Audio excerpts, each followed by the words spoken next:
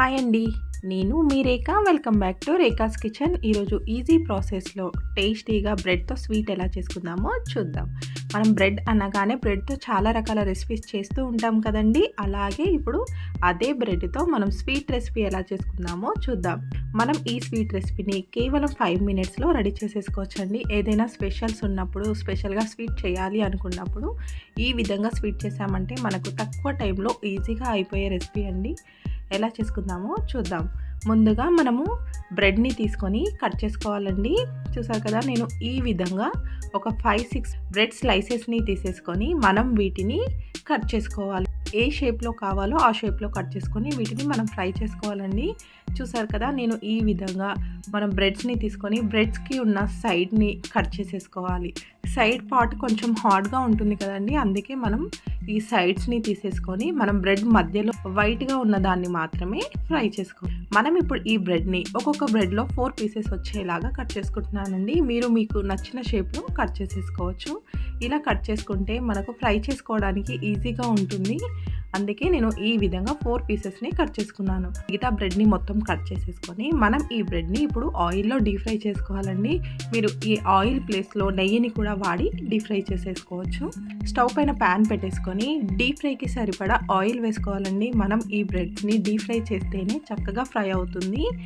Oil వేడెక్కిన తర్వాత మనం కట్ చేసి పెట్టుకున్న బ్రెడ్ పీసెస్ని వేసేసుకొని వాటిని అటు ఇటు తిప్పుతూ గోల్డెన్ కలర్ వచ్చే వరకు ఫ్రై చేసుకోవాలి. మనకు బ్రెడ్ ఎంత చక్కగా ఫ్రై అవుతే స్వీట్ అంత టేస్టీగా ఉంటుందండి.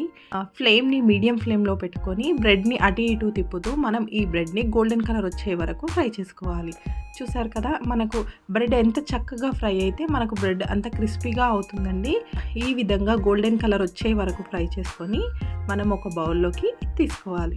అలాగే మనం కట్ చేసి పెట్టుకున్న మిగతా బ్రెడ్ పీసెస్ని కూడా సేమ్ ఇలాగే ఫ్రై చేసుకొని వీటన్నిటిని ఒక బౌల్లో పెట్టేసుకొని రెడీగా పెట్టుకోవాలండి.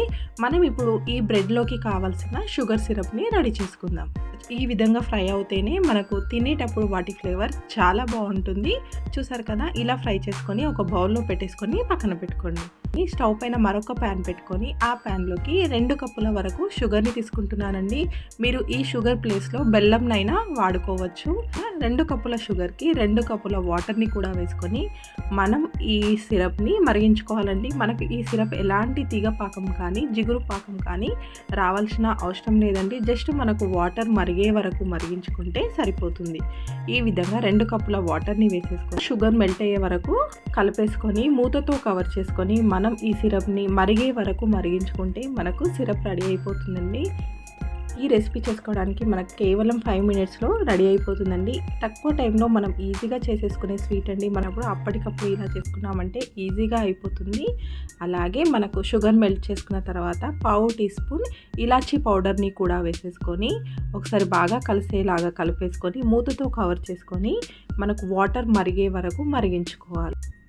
చూసారు కదండి, మనకు ఈ విధంగా వాటర్ మరిగే వరకు మరిగించుకుంటే సరిపోతుంది. మనం ఒకసారి చెక్ చేసుకుంటే కొంచెం మనకు వాటర్ మరగగానే మనకు కొంచెం జిగురుగా అనిపిస్తుందండి. అలా అనిపించగానే స్టవ్ ఆఫ్ చేసుకుంటే మనకు టేస్టీగా ఉండే బ్రెడ్ స్వీట్ని రెడీ చేసేసుకోవచ్చు.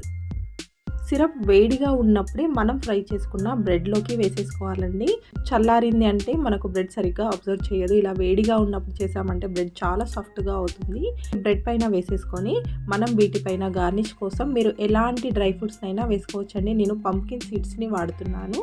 మీరు ఈ ప్లేస్లో ఎలాంటి డ్రై ఫ్రూట్స్ అయినా వేసుకోవచ్చు. చూసారు కదండి, సింపుల్ అండ్ టేస్టీగా 5 మినిట్స్లో మనం ఈజీగా ఇలా బ్రెడ్ స్వీట్ని రెడీ చేసేసుకోవచ్చు. ఇలా చేసిన బ్రెడ్ స్వీట్ మనకు జ్యూసీగా నోట్లో వేసుకుంటే కరిగిపోయేలాగా చాలా బాగుంటుందండి. మీరు ట్రై చేయండి. ఈ వీడియో కనుక మీకు నచ్చితే లైక్ చేయండి, అలాగే షేర్ చేయండి. మరికొన్ని కొత్త రెసిపీస్ కోసం రేఖాస్ కిచెన్ని సబ్స్క్రైబ్ చేసుకోండి. Thank you for watching.